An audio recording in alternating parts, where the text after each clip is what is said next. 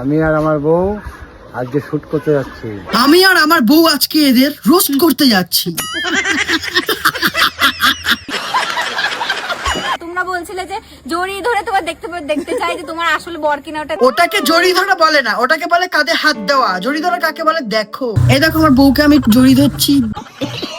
আমি দাও তো শোনা, আরে আমি দাও দাও দাও এখানে দাও। এটা কেমন হামি হলো যে হামিটা কালের সাথে কানেক্টই হলো না। আমার বউ আমাকে কিভাবে হামি খায় দেখে শেখো। বউ আমাকে একটু চুমু খাওয়া একটা।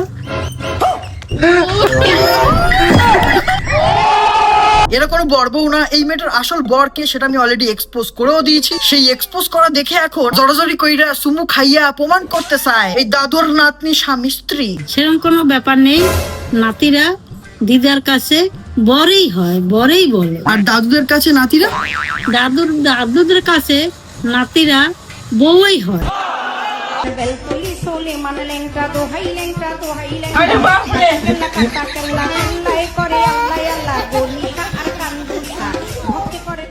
দাদু শেষ বয়সে এসে তুলসীর মালা পরে এরকম পাপটা করতে পারলে? হায় হায় হায়।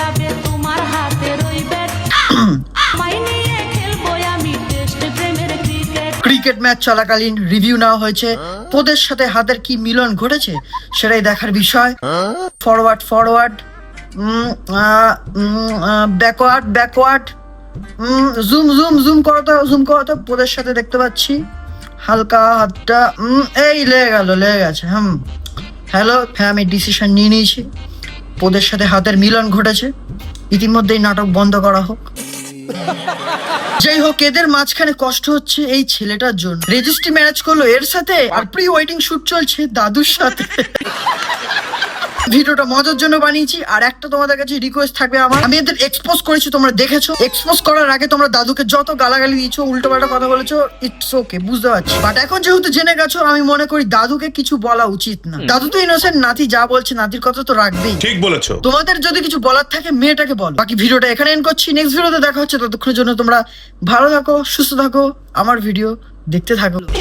আমি আমার বরকে একসঙ্গে কেমন লাগছে কমেন্ট করিয়া জানা।